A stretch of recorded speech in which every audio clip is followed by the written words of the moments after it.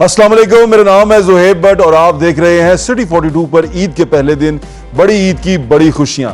आज की जो ट्रांसमिशन हम आपके लिए लेके आए हैं उसमें हमारे जो पार्टनर हैं वो डालडा कुकिंग ऑयल, डालडा बनास्पति और डालडा की तमाम प्रोडक्ट्स बनाने वाले हैं। और जो कहते हैं, जो उनका नारा है कि जहां ममता वहां डालडा। डालडा की प्रोडक्ट में आपको माँ का प्यार मिलता है और वो माँ के हाथ की शफकत, वो उसकी मोहब्बत इस प्रोडक्ट के अंदर आपको मिलती है।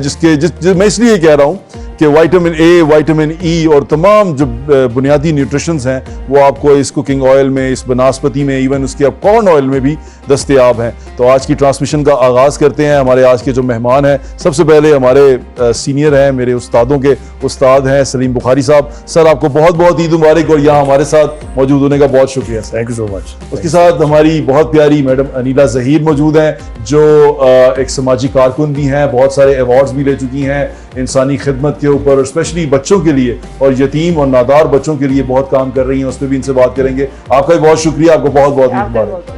हमारे साथ जो हमारे तीसरे गेस्ट हैं वो बड़े बेहतरीन उस्ताद भी हैं, बड़े बेहतरीन सहाफ़ी भी हैं, नसरुल्लाह मलिक साहब। सर, आपको भी यहाँ आने का बहुत बहुत शुक्रिया और बहुत बहुत ईद मुबारक। भट्ट साहब, आपको और सिटी 42 देखने वाले सारे नाज़रीन को ईद मुबारक। सर, बहुत ईद मुबारक। सर, बहुत शुक्रिया। सर, आप ही से स्टार्ट करते हैं, आप दोनों यहाँ मौजूद हैं। एक चीज मुझे, वैसे तो हमारे उस्ताद मोहतरम सलीम, हाँ, हमारे बिल्कुल होस्ट के साथ हूँ, शुरू आपसे होगा। नहीं, हमारे उस्ताद मोहतरम है, इसमें कोई शक नहीं, लेकिन आप दोनों, मैं मेजबानों के साथ हूँ ना, मैं तो मेजबान हूँ जी, क्योंकि हम उनके घर में बैठे हैं, हम हमारे घर के बड़े ये हैं। बिल्कुल। तो सवाल यहाँ से शुरू करना चाहता हूँ। ईद की खुशियाँ आपको बहुत मुबारक, आप ईद मना रहे हैं, बड़ा अच्छा मजा आ रहा है, लेकिन एक खबर बड़ी गर्म है क्योंकि आप दोनों यहाँ मौजूद हैं, उसका फायदा उठाते हुए कि ईरान और अमेरिका जंग बंद हो चुकी है और उसके ऊपर जो आगे हुई है, पेशरफ्त हुई है, वो बड़ी खुश आइंद है। आप कैसे देखते हैं इस सारी चीज को? देखिए, मैं समझता हूँ कि जंगें दुनिया में तबाही लाती हैं, जंगें को अच्छा काम नहीं होती, और अगर कोई अमन की तरफ आगे बढ़े और ख़ास तौर पर दुनिया को अमन का पैगाम मिले तो इससे बड़ी खुशी शायद कोई हो नहीं सकती। और ईद पे हमें ये खुशी मिली है। सारे मुसलमान, सारे पाकिस्तानी, उन्हें इस बात की खुशी है। देखें, ईरान के ऊपर अटैक हुआ, हम सारी कौम, पूरे दुनिया में जो मुसलमान बसते हैं वो तकलीफ़ महसूस कर रहे थे, और इसलिए मेरे ख्याल में पाकिस्तान ने अपना बड़ा वाज़ेह मौक़िफ़ अपनाया कि हम किसी भी एग्रेशन के ख़िलाफ़ हैं, और हम तमाम मसाइल को जो है वो टेबल पर बैठ के हल करवाने के लिए कोशां थे। और मेरे ख्याल में क्रेडिट गोज़ टू बुखारी साहब भी इसको मेरे ख्याल में सपोर्ट करेंगे कि पाकिस्तान की सिविल और मिलिट्री क़यादत को ये क्रेडिट जाता है कि जैसे जो है एक ज़माने में हमने इस्लामी सूबाई कॉन्फ्रेंस की थी, जिस तरीके से हमने मार्का हक के बाद जो दुनिया में एक अपना मुकाम हासिल किया था, ये दो दुनिया के बड़े ममालिक के माबैन और मशरिक़ वस्ता जो जंग की लपेट में था, उसमें जंग बंदी के लिए और मुज़ाकरात के लिए जो पाकिस्तान की क़यादत ने, शहबाज शरीफ साहब ने, फील्ड मार्शल सईद आसिम मुनीर साहब ने जो किरदार अदा किया, ये आज पाकिस्तान की सफारती कामयाबियों के रोशन तरीन दिन है। बिल्कुल ठीक कह रहे हैं सर। आपने देखा, क्योंकि हम सारे पेट्रोल की वजह से बड़े परेशान थे, हमें पता चला कि स्ट्रेट ऑफ हॉर्मुज़ जो है वो बंद कर दिया गया है, फ्यूल नहीं आ पा रहा, हमारे टैंक जो रिजर्व हैं खत्म होते जा रहे हैं, अब सारी दुनिया परेशान। सर, 417 तक हम गए फ्यूल प्राइसेस के ऊपर। आपको लगता है सर अब इन सारी चीजें बेहतर होने के बाद हमें थोड़ा यहाँ पर साइन ऑफ रिलीफ मिलेगा? सर, पहली बात तो यह कि नसरुल्लाह मलिक साहब ने जो कहा, थोड़ी सी बात आगे बढ़ाना चाहता हूँ ये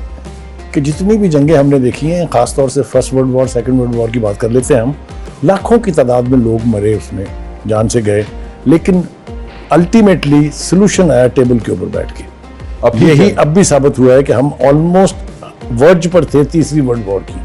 अगर ये हमारा रोल कह लीजिए आप, हमें कुदरत ने जिस तरीके से नवाजा है डिप्लोमेटिकली, जो हमारा कदकाठ है, अब कुछ तो बढ़ गया था, और जो हमने अपने ईस्ट के दुश्मन को धूल चटाई थी उससे मार्का हक में, और कुछ फिर उसके बाद ये जो डिप्लोमेसी हम कर रहे हैं, पूरी दुनिया ने एक्नॉलेज किया है। कोई दुनिया का लीडर नहीं है, यूरोप है, चाहे लैटिन अमेरिका है, चाहे एशिया है, जिसने मुबारक न दी हो हमारे प्राइम मिनिस्टर को और हमारे आर्मी चीफ को। एक दूसरी बात यह है कि यस, वॉर की सफरिंग्स होती हैं, लेकिन हमने कुछ इस तरह से कंडक्ट किया कि जिस तरह का क्राइसिस आना चाहिए था वो नहीं आया है। हमें खुशखबरी ये दी गई थी कि हमारे पास 31 दिन का जखीरा मौजूद है जी। फिर जब वर्स्ट क्राइसिस आया तो कहा कि नहीं, मई तक हमारे पास फ्यूल मौजूद है। तो हमारे किरदार की वजह से कह लीजिए, जो भी कहें, कि आबना हुर्मुज़ से सिर्फ एक मुल्क है जिसके जहाज गुजरे हैं वर्स्ट तरीन क्राइसिस में, एंड दैट्स पाकिस्तान। वो एक बात। दूसरी बात यह है कि यस, जो वॉर की सफरिंग्स होती हैं अनलिमिटेड हैं, इसीलिए कहते हैं कि वॉर इज नो सोल्यूशन, ये नहीं होना चाहिए। मुझे जिस बात की सबसे ज़्यादा खुशी है कि अगर हमने थोड़ा बहुत पेट्रोल के हवाले से थोड़ी कीमतें बढ़ गई हैं, और हमारे यहाँ बदकिस्मती की बात यह है कि पेट्रोल की कीमत बढ़े तो गधे वाला जो है वो इंटेंट होने के पैसे भी बढ़ा देता है। हर ये चीज इसके बावजूद भी क्राइसिस नहीं हुआ है, अदरवाइज जब इस तरह से कीमतें बढ़ती होती थी, आपको पता, लोग सड़कों पर निकल आते हैं। जी ऐसे ही है। तो ये जो पाकिस्तान को इज्जत मिली है उसकी खातिर लोगों में टॉलरेंस की कैपेसिटी भी बढ़ी है। दूसरी बात जो मलिक साहब ने कही, उसको भी मैंने एंडोर्स करना है, वो ये कि ये पहली दफा है कि पॉलिटिकल और अस्करी ये जो कॉम्बिनेशन है इसने इतना पॉजिटिव रोल अदा किया, अदरवाइज हिस्ट्री हमारी को बहुत अच्छी नहीं है। सुभाष शरीफ साहब वैसे भी मास्टर है सर। ये कमा नहीं, दोनों को क्रेडिट दे रहा हूं। हमारी सुभाष शरीफ साहब ग्लू सर कि उन्होंने ये relation the interest of the nation. अभी तक जो है अचीवमेंट्स, मेरे ख्याल से उसके बारे में कोई कंपैरिजन नहीं है। नहीं, कोई कंपैरिजन नहीं, कोई बिल्कुल ठीक कह रहे हैं सर। ईद के बारे में क्या प्लान है सर आज का? आप देखें, ईद तो वही रिचुअल्स हैं सारे। हम अब चूंकि बुजुर्गी की तरफ माइल हैं, इसलिए अब बहुत सारा काम बच्चों पर छोड़ दिया है। ठीक है। जानवर तलाश करना, वो रुलते हैं मंडियों में, लेके आते हैं, फिर जानवर तो मिल जाता है, बड़ी मुश्किल से मिलता है आपके अपनी रेंज के अंदर। सबसे मुश्किल है कसाई ढूंढना। और कसाई ने भी रेट बढ़ा दिया सर, उसने ना सिर्फ तेल बढ़ गया, ना सिर्फ रेट बढ़ा दिए, वो 2 दिन से पहले का टाइम देने के लिए तैयार नहीं है। अपॉइंटमेंट्स। ये अब एक नया जो है हमारे सोशल, उसमें एक नई चीज आई है। क्राइसिस, सोशल क्राइसिस हो गया। मैडम अनीला, आपके भी कसाई ने रेट बढ़ा दिए हैं जब से ये ईद का पेट्रोल की कीमत बढ़ी है, कसाईयों के रेट बढ़ गए हैं? कसाईयों के बढ़ गए, बल्कि मिल ही नहीं रहे अभी तो। हमने वो भी देखना है कहाँ है। तो अच्छा क्या पका लेती हैं आप? मैं खड़ा मसाला गोश्त। खड़ा मसाला गोश्त? सर हमारे घर में खड़ा मसाला गोश्त बड़ा शानदार बनता है, और कश्मीरियों के घर जो होंगी ना सर, एक डिश होती साढ़े घर भी खड़ा मसाले दी डिश है। सर ਤੁਹਾਡੇ घर केड़ी? मेरे ख्याल में सारी डिशें ही बन जाती हैं। अच्छा, ਤੁਸੀਂ तो सर सब कुछ खा लेते हैं? हाँ, रसूल साहब ने क्या कि मैं सारा कुछ खा लेना हुआ, मैं अल्लाह का सब्जियां। शुक्र है। वैसे मैं कई दफा बुखारी साहब किससे कहता हूँ कि एक जमाने में सिर्फ मैं बैंगन नहीं खाता था। बैंगन सिर्फ नहीं खाते थे? नहीं खाता। बहुत पुरानी बात है, किसी के घर में गया तो जैसे होता है, उसने कहा जी खाना बनाते हैं आपके लिए। मैं कहना यार जो बना वो ले आओ। उसने कहा कि नहीं यार आपके लिए खाना बनवाते हैं। मैंने कहा यार जो बना वो ले आओ फौरी तौर पर। उस जब वो डिश लेके आ गए तो मैंने उसको हटा के देखा तो बैंगन। तो फिर मैंने उस दिन तय कर लिया कि बैंगन भी खाया करेंगे।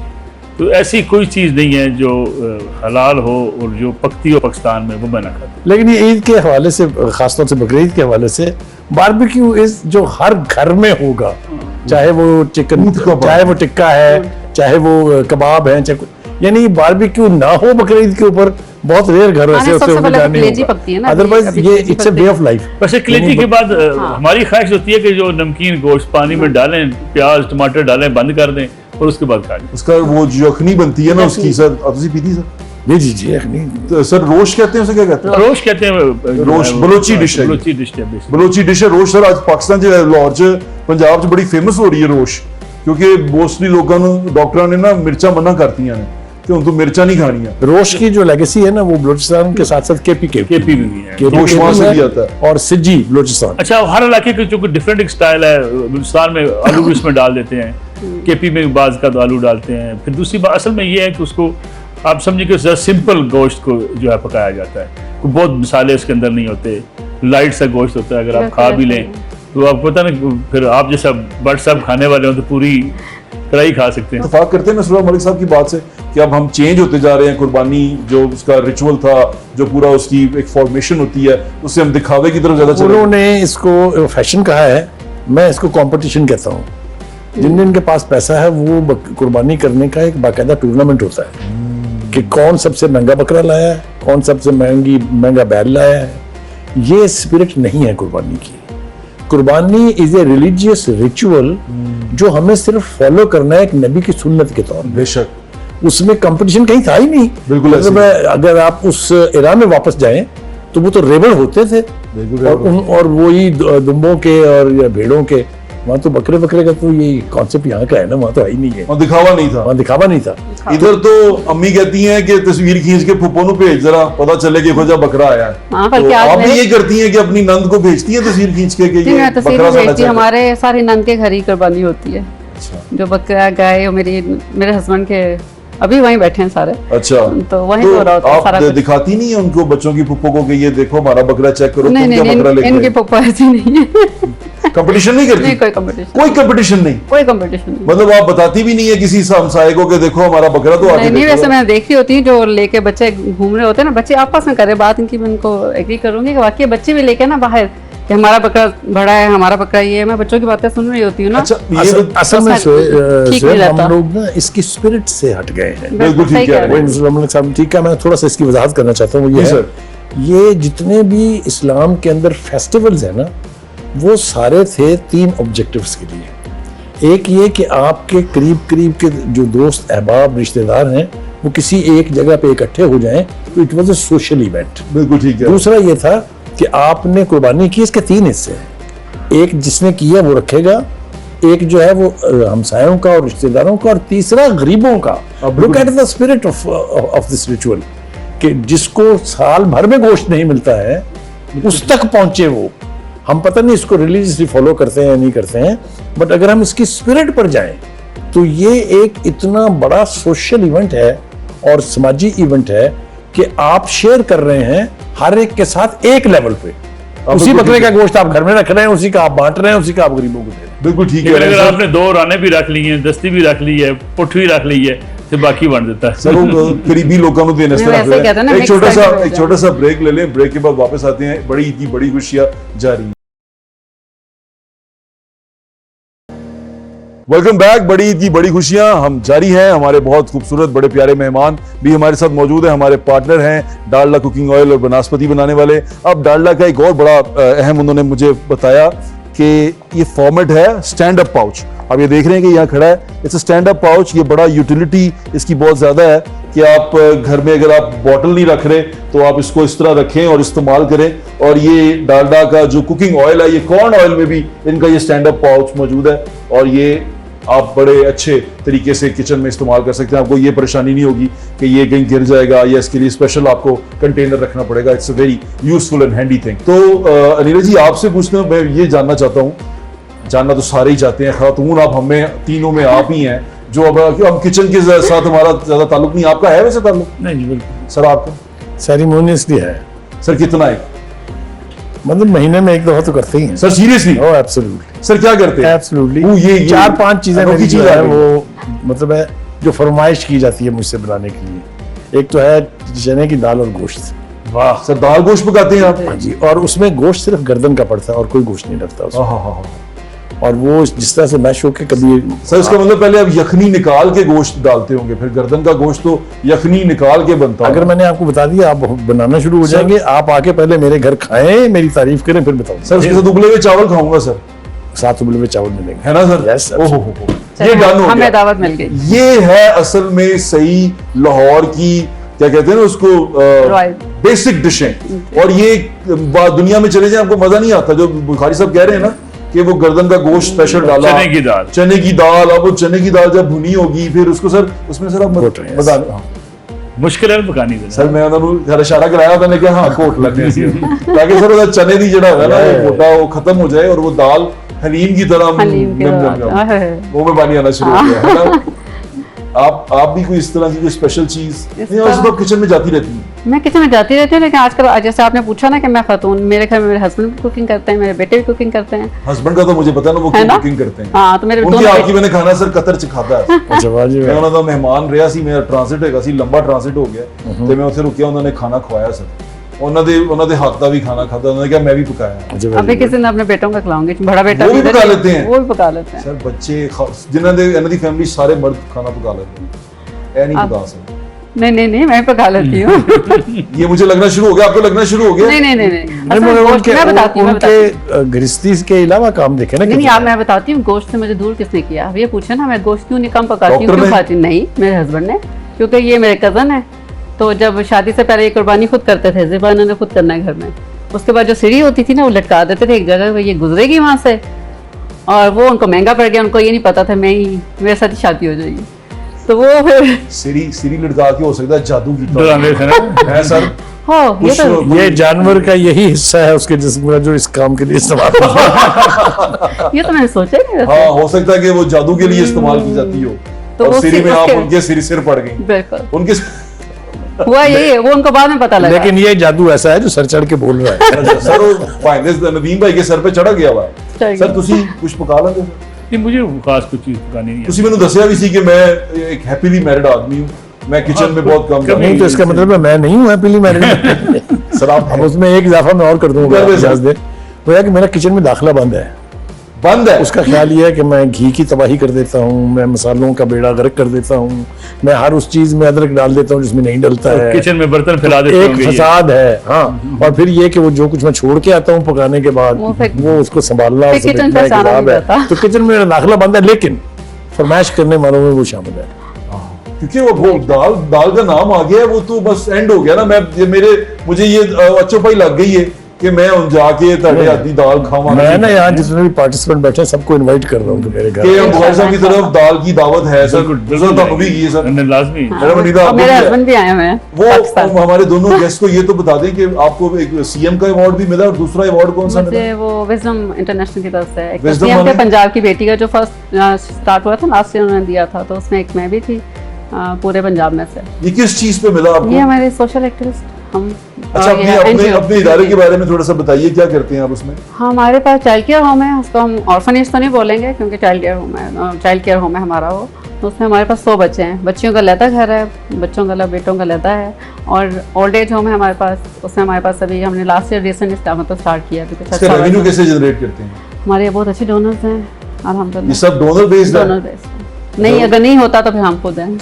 अच्छा आप भी डोनर हैं उसकी हाँ हम हैं। मैं एक सर, बात अर्ज करूं कि डोनर्स के हिसाब से पाकिस्तान दुनिया के 5 बड़े मुल्कों में से जी। 5वें Yes, नंबर you're पे right, है। sir. जितनी चैरिटी यहाँ है, जितने डोनर्स चैरिटेबल काम के लिए यहाँ हैं, कोई एग्जांपल सर नहीं मैंने है। तीसरा बड़ा मुल्क सुना था कि सदका खैरात में जी संसद के खैरात में तीसरे हैं। तीसरे में मैं आपको ओवरऑल चैरिटी देखे ना हमारे वो यहाँ donors के आइकन्स हिसाब से बता रहे हैं। आइकन्स देखें कौन है। अब तो स्टारेदी छोटा आइकन नहीं है, कोई कैंसर अस्पताल बना के जो है वो मशहूर हो गया। तो बेपनाह आइकन्स हैं। डॉक्टर अमजद जिनसे हैं मुझे साकिब जी, साहब अमजद साकिब साहब मैं समझता हूँ कि हमें इसको एनवी करना चाहिए कि पूरी दुनिया में हम अगर इसके लिए मशहूर हैं या इसके लिए हमें ऑनर दिया है दुनिया ने, ये बहुत बड़ी बात है। This is the basic spirit of Islam कि आप चैरिटेबल काम करें अपने सेल्फ को एक तरफ रख के for the service of the people at the grass root level. कोई सिफारिश किसी पर्ची की जरूरत नहीं है,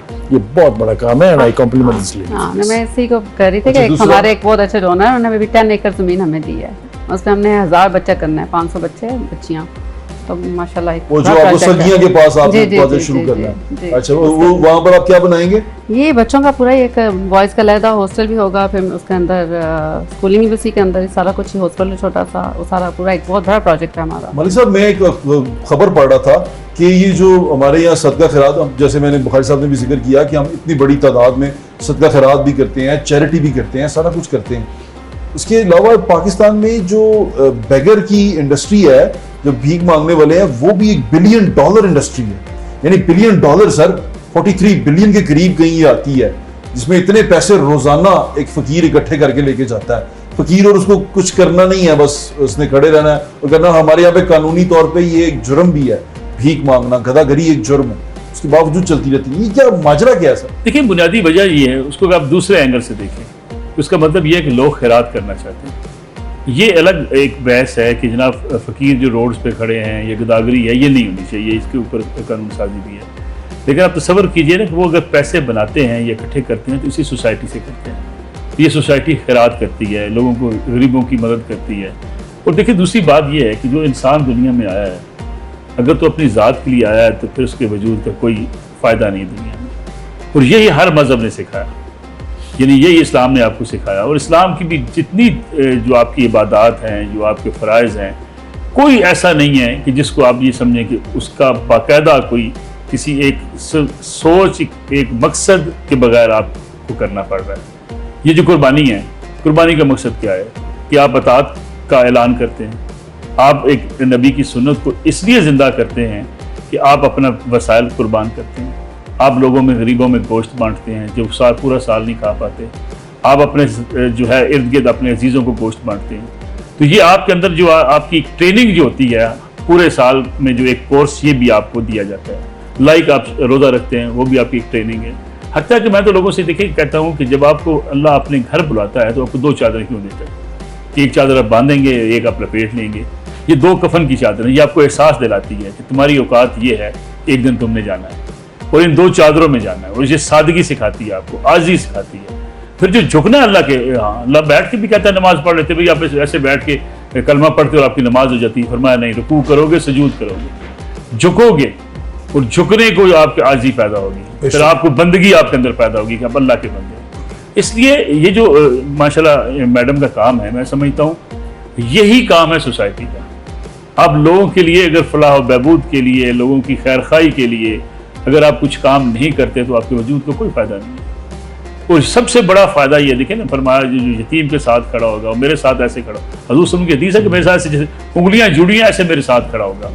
बेशक ठीक है। जो बात आपने पूछी थी उसका जवाब तो दे दिया मलिक साहब ने।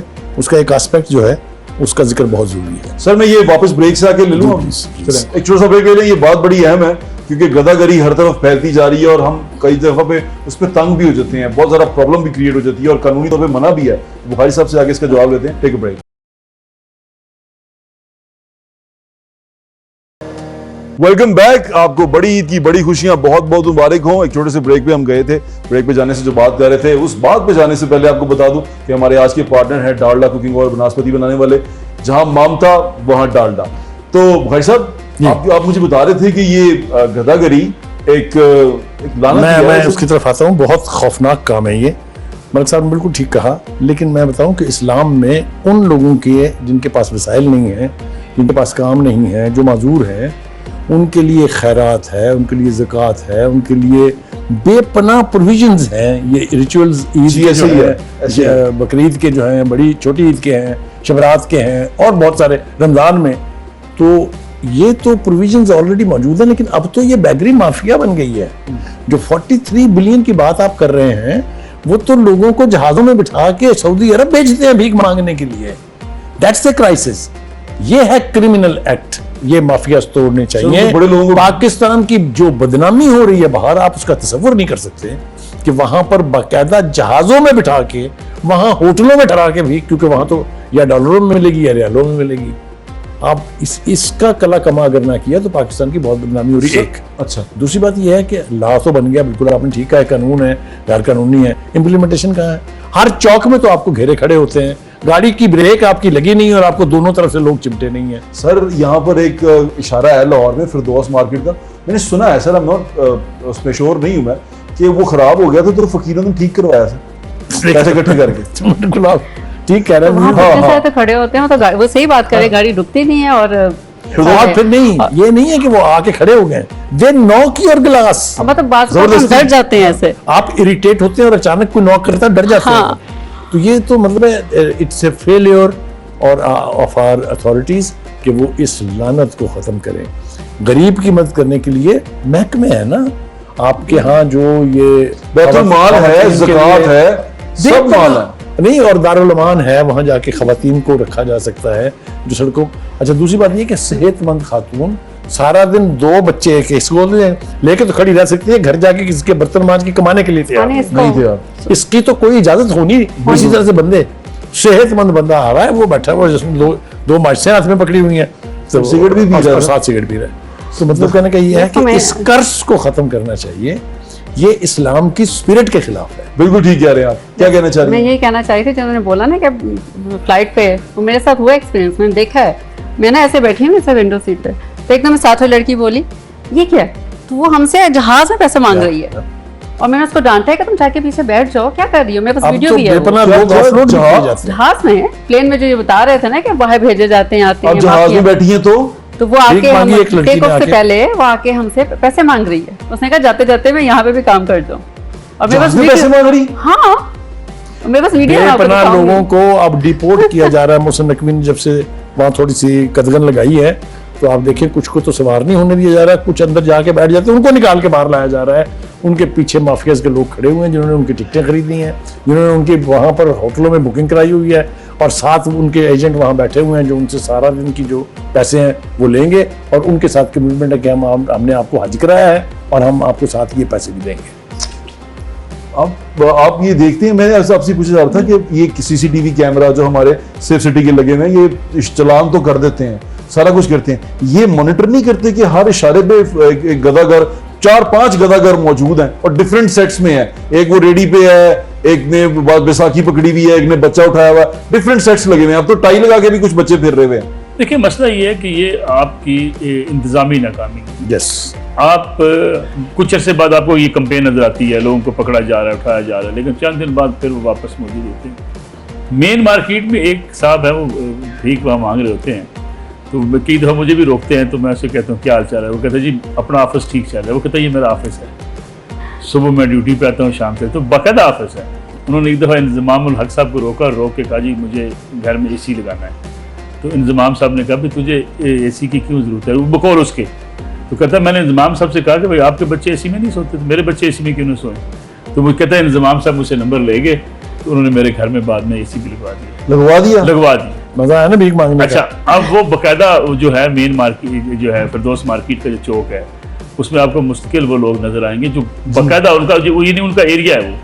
अच्छा, फिर मैंने उससे ऐसे सवाल किया, मैंने कहा बाकायदा एरियाज बटे हुए हैं। हाँ कि भाई तुम यहाँ से कहीं और नजर नहीं आते। कहते नहीं जी ये शेरपो बरी तो लाके सेंटर पॉइंट तक मेरा एरिया। इनके पॉइंट्स है ना। अच्छा, मतलब है वखरे थानेदार ने सर इतना बड़ा रिफ्लेक्शन है ये पाकिस्तान की सोसाइटी के ऊपर, एक इस्लामिक मुल्क की सोसाइटी के ऊपर, कि बैगरी के लिए भी माफियाज बने हुए हैं। और बदकिस्मती ये बुखारी साहब को जो अफसरान जिनकी ड्यूटीज है गदागर से गदागरी करते हैं, सबसे बड़ी बात ये वो उनसे कमीशन लेते हैं। ये माफियाज कैसे पनप सकते हैं जब तक उनको पैसे नहीं मिले? यानी आप अंदाजा करें कि वो उसे कहते हैं कि भाई तेरा इतने पैसे इकट्ठे होते हैं इस चौक से, तो इतने हमारे बनते हैं, हमें दे दो। यानी कि चौकीदार जो उनसे है जिसने छोड़ हमें बचाना है उनको और लिया है। तो ये देखिए हमारा ये अलमिया है। और आज अगर हम अक्सर गिले शिकवे करते हैं फलां इदारा जिम्मेदार है, मेरी राय है बुखारी साहब बेबी से एग्री करें, इस मुल्क को आपके इंतजामी अफसरान ने तबाह बर्बाद किया। आप बिल्कुल ठीक कह रहे हैं। ये जो कहते हैं ना जी कि हमारे पास सबसे बड़ा इख्तियार DC के पास होता है, सबसे ज्यादा इख्तियारात जो है वो कमिश्नर के पास होते हैं, सबसे ज्यादा इख्तियारात जो हैं वो ACs के पास। मुझे बताइए, मैं इनसे इख्तिलाफ कर सकता हूँ इस बात पे? लेकिन भाई साहब हमारा बिल्कुल ठीक कह रहे हैं, बिल्कुल ठीक कह रहे ये फैक्ट है बुखारी साहब। हम कभी सियासत ठीक हैं। फैक्ट भी नहीं है, हार्श रियलिटी है हमारी। सियासतदानों की गलतियां हैं, आपकी एस्टेब्लिशमेंट ने कई गलतियां की हैं माजी में, उस पर भी आप एतराज़ात कर सकते हैं। लेकिन डायरेक्ट अगर जो बंदा डील करता है किसी इलाके को, वो आपके इंतजामी अफसरान होते हैं। बिल्कुल ठीक और है। इंतजामी अफसरान की माफ़ कीजिएगा हालत ऐसी है, अब जो नए हमारे बरखुरदार आते हैं, 2700 CC की गाड़ी है, डाले में बैठे होते हैं जनाब, बादल हो बारिश हो रहा हो तब भी उन्होंने काला चश्मा लगाया होता है, बाहर निकलते हुए किसी दुकानदार को उंगली की इशारे से ऐसे बुला रहे होते हैं गोया कि अक्षय कुमार जो है ना वो निकला होता है। तो ये जो लड़कियां भी और लड़के भी, हालांकि हमने बैगरी माफिया की बात तो कर दी, ये बिल्कुल ठीक कह रहे हैं कि ब्यूरोक्रेसी का भी पूरा एक माफिया है। और उनकी जॉब आपको याद है शादरे में वो एक वाकया हुआ, वो AC साहबा ने उठा के, वो जर्नलिस्ट भी था बेचारा बिलाल, और उनकी जॉब की डायरेक्ट क्या है, उन्होंने चुप के। उनको हम पब्लिक सर्वेंट कहते हैं। पब्लिक सर्वेंट क्या होता है? मुलाजिम, अवाम का नौकर। नौकर सर। और ये अवाम के नौकर है। मैं तो कई दफा देखता हूँ इतनी रौनक होती है। पिछले दिनों एक साहब थे लाहौर के अंदर किसी स्टोर को जो टाइमिंग में बंद कर रहे थे, उन्होंने कहा ये टाइम पूरा हो गया बंद करें, जो स्टोर की टाइमिंग थी। तो उसके जो मैनेजर्स थे, ये जो मालकान थे, उन्होंने कहा सर अंदर कुछ लोग जो अंदर है मौजूद हैं। उन्होंने कहा नहीं बेशक अंदर रहें, बंद कर दें इनको बाहर से। उन्होंने कहा सर निकलने में 4-5 मिनट लिखेंगे, जो लोग पे कर रहे हैं वो निकल जाएंगे। अब अगर 8 बजे का क्लोजिंग टाइम है, दुनिया भर में 4-5 मिनट 10 मिनट ऊपर हो जाते हैं, और कोई वहां पे कोई अफसर आके ये नहीं कहता कि इनको बंद कर दें।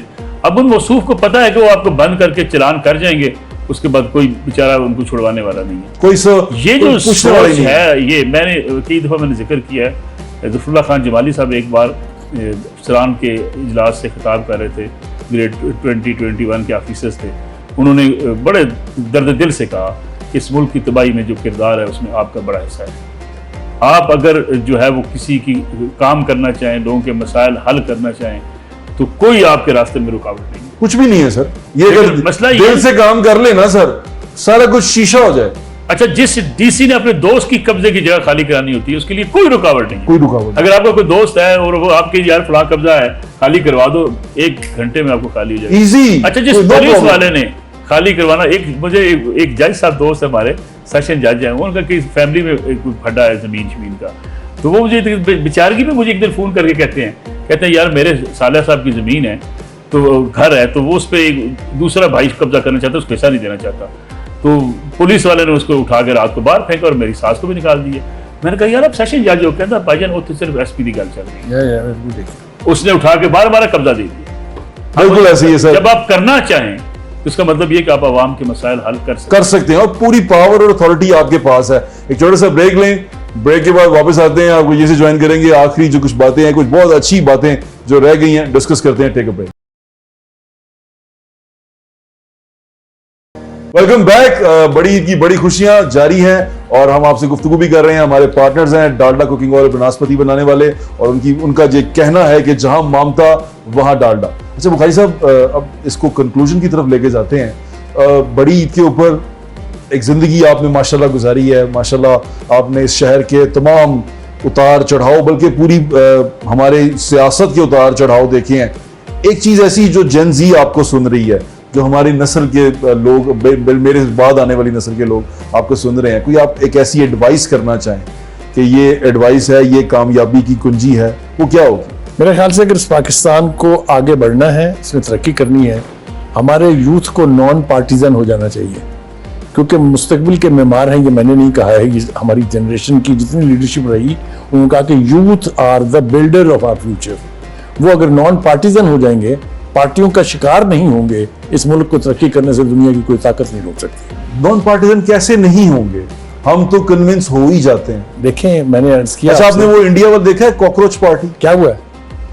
एक दिन में वो बीजेपी से ज्यादा पॉपुलर है, वो आरएसएस से ज्यादा पॉपुलर है, वो कांग्रेस से ज्यादा पॉपुलर है। Cockroach party. इससे पहले आम आदमी party, don't forget that. Yes. तो करने को तो सब कुछ हो सकता है।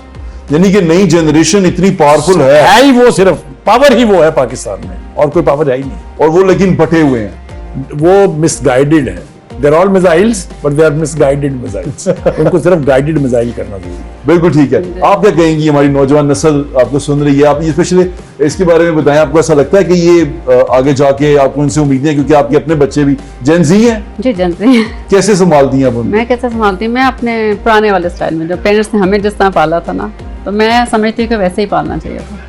मुझे लगता है कि इनको पालना मुश्किल है, क्योंकि मेरे पास भी जेन अल्फाज हैं। हाँ, आपके पास अल्फाज है ना, लेकिन वो सिचुएशन है ना, मतलब सर वो नेक्स्ट लेवल है।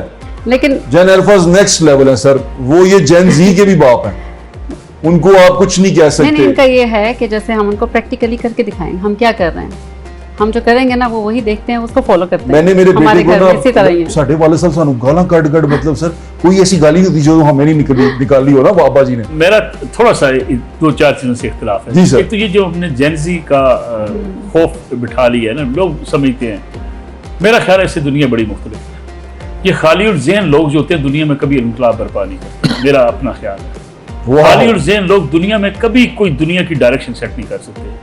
ये हवा के रुख पे चलने वाले लोग होते हैं, हवा के बहाव पे चलने वाले होते हैं। कभी आम पार्टी की शक्ल में निकलते हैं, खत्म हो जाते हैं, कभी अरब स्प्रिंग के नाम से निकलते हैं, खत्म हो जाते हैं, कभी किसी और मुल्क में उठते हैं, बांग्लादेश में पीछे चले जाते हैं, नई क़यादत और आके संभाल लेती है। खाली ज़हन लोग होते हैं।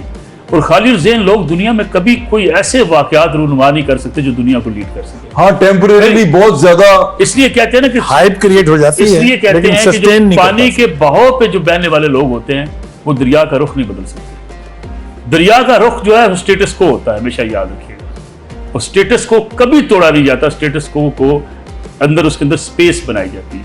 ये जो हमारे आज के बच्चे अगर तोड़ देंगे नहीं टूटेगा, दीवारें गिरा देंगे नहीं गिरेगी, आप अपना सर जो है वो आपका फट जाएगा, चेंज कोई नहीं आएगी। इसलिए कहते हैं कि आप अपने आइडियाज को, आप अपनी अंदर जो आपकी सोच है, कमिटमेंट है, उसको मजबूत करें। और कमिटमेंट मजबूत कैसे होती है? शऊर क्या होता है, जिसमें बड़ी लोग कहते हैं ना शऊर आ गया। शऊर ये होता है कि मैं आपकी इज्जत करूं, शऊर ये कि आपका बच्चा आपको तमीज से बुलाए, शऊर ये है कि वो रोड पार करवाए किसी को हाथ से पकड़ के, बुजुर्ग को, शऊर ये है कि वो तालीम की बात करे, शऊर ये है कि वो डायलॉग की बात करे, शऊर ये है कि वो गाली न दे।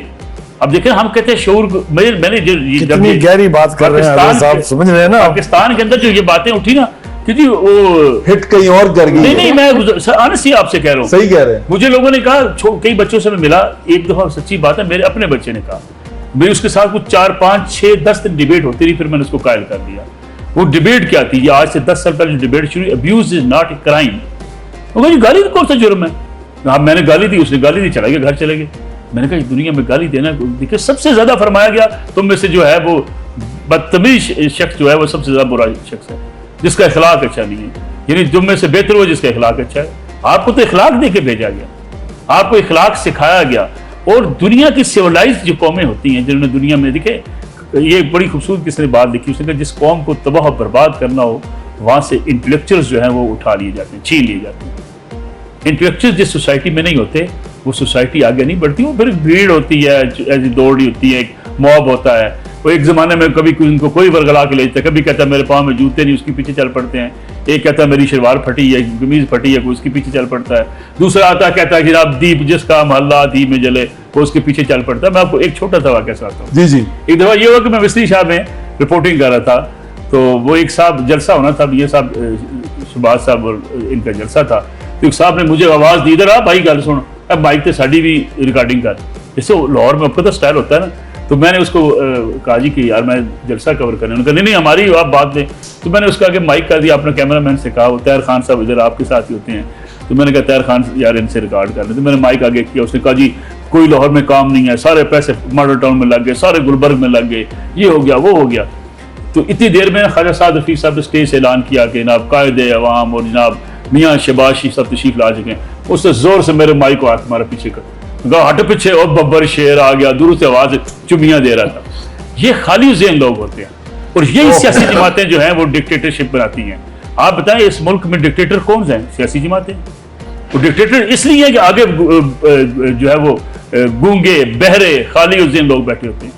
वरना जहां लोग देखे ना, आप ओबामा की, मैं अक्सर सॉरी आपका टाइम ले गया, एक स्पीच नहीं आप बताएं। अक्सर लोगों को मैं रिपोर्ट करता हूं, जब ओबामा पहली बार मुंतखब हुए, आप देखिएगा कि शिकागो में एक बड़ा इंसानों का समुंदर है, उनकी तकरीर सुनने के लिए मौजूद है। वो स्टेज पे चलते हुए आते हैं, जहाँ 2.5 साल का ब्लैक प्रेसिडेंट और हाँ ब्लैक प्रेसिडेंट को सुनना और 2.5 से 6 फीट के फासले पे मॉब बैठा हुआ, मजमा बैठा।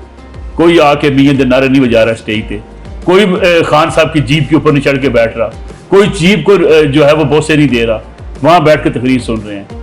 वो वोट भी करते हैं, सपोर्ट भी करते हैं, लेकिन अपनी इज्जत और एहतराम के साथ। हम तो गाड़ी से चिमट जाते हैं, हम तो लोगों के जब वो कायद आ रहा है लोग छलांगे लगाते हैं और ऊपर जब गाड़ी के साथ चिमट रहे होते हैं। एक साहब गाड़ी को बोसा देते, मैंने उसको फोन किया, मैंने कहा 47 सीसी गाड़ी है ये, तेरे होठ जल जाएंगे खुदा के। वो तस्वीर मैंने भी देखी थी, गाड़ी को बोसा देते हैं। यहाँ तक चले जाते हैं लोग कि कहें कि आपका दीदार करना हज से ज्यादा सवाब। और ये लोग हैं अपने सियासी लीडरशिप को मुहात्मा बनाने में, उन्हें जो है दिमाग खराब उनका करना। दिमाग खराब करना। बिल्कुल ठीक है सर, आपको भी बहुत बहुत ईद मुबारक। मैडम आपको भी बहुत बहुत ईद मुबारक सर, आपको भी बहुत ईद मुबारक। ट्रांसमिशन का सिलसिला जारी है, इंशाल्लाह आपको अगले राउंड में मिलते हैं।